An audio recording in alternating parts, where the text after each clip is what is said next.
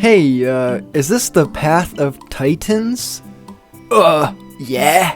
Who's asking?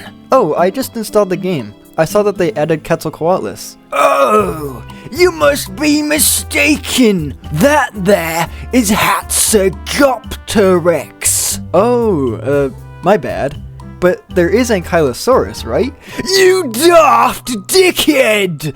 That's Anodontosaurus. Giganotosaurus? Tyrannotitan! Suchomimus? Yeah, we have that one. So, what do you guys do around here? I'm coming from the Isle, so I'm excited to try something. The Isle? That wretched abomination! Flee! Disappear! Evaporate! Before I make you! Bro, chill, I just want to know what you do here. What makes this game better than the Isle? We collect nuts! I think I'm gonna head out, actually. Yeah.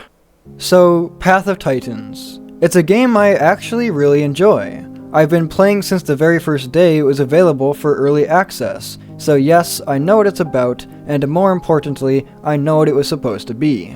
And let me make something clear, this is not a hit piece. This is not an attack against the developers or the players. It is simply a series of issues with certain members of the community that have either gone unpunished or entirely unrecognized, so today I want to shed light on them. Path of Titans was born out of passion and a lot of spite. The lead developer abandoned the Isle and decided to make his own game, a better game. However, it was quickly apparent that Path of Titans was just the Isle again, but with worse graphics. However, there were some really cool things on release, special abilities, semi-aquatic gameplay, and a few other interesting details that at least kept me interested for a few months. But over time, Path of Titans became something else. A community-driven, massive multiplayer, with more content, reach, and influence than the Isle itself. As much as I enjoyed these changes, and saw Path come into its own, I began to recognize some issues with the community. Issues that a very loud minority tended to exacerbate to an insane degree. And as much as I hate to admit it, these issues have never been worse. Again, Path of Titans, despite everything it's done, is still a game born out of hatred for another, to prove that a forgotten developer can do way better than the Isle. So naturally, the people who play Path have a rather excessive hatred for other dino survival games, especially the Isle. This, in my opinion, is the main issue with the community. Because of this blind hatred, many of the issues Path faces go unnoticed.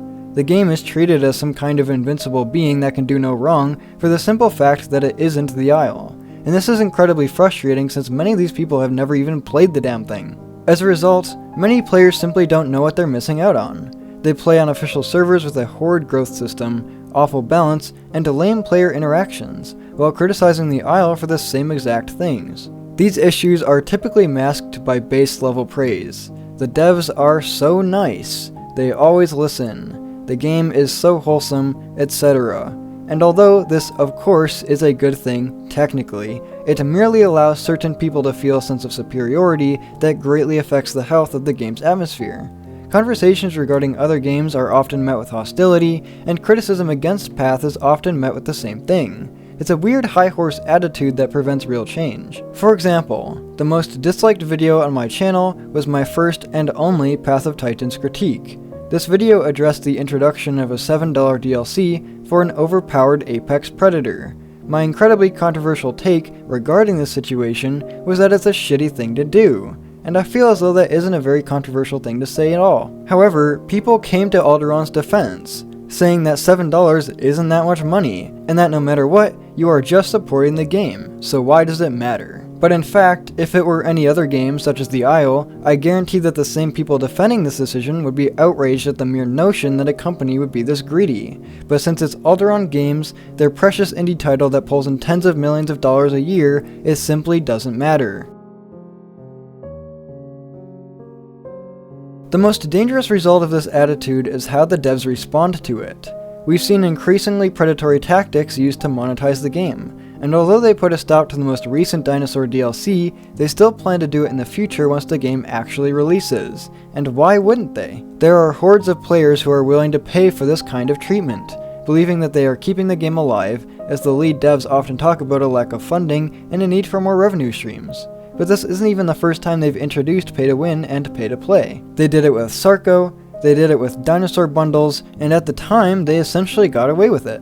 On top of that, the game is the most expensive in the genre, while also having the greatest reach with 5 entire platforms, including mobile, which has millions of downloads by itself. To top this, community servers are basically the backbone of the game, since modding is the only reason 85% of the player base even touches Path, and even those are paid for by players. So when I hear that the game is struggling, I either refuse to believe it, or have no sympathy for whatever they're wasting money on, because from what I can tell, Path is making ample cash to release a couple of slapped together TLCs and a few updates a year.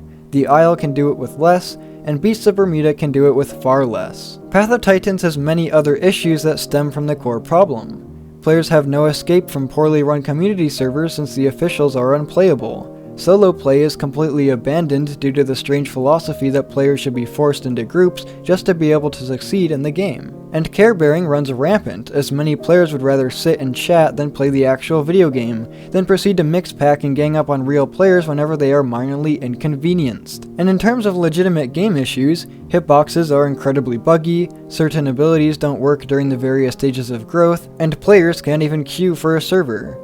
These basic flaws have been in the game for years, but have been ignored because some players will defend against every single critique, while others will spew foul insults instead of asking for real change. All of these flaws are due to the simple fact that the devs do not receive genuine criticism. Their game is received with toxic praise and admiration, driven purely by the misguided hatred for the thing that made it possible. Alderaan Games will continue to pursue unhealthy monetization practices while becoming more and more lazy with the development of their game. Not because they're evil or cruel, but because they just can. But anyways, let me know what you think about this whole situation, and have a great day.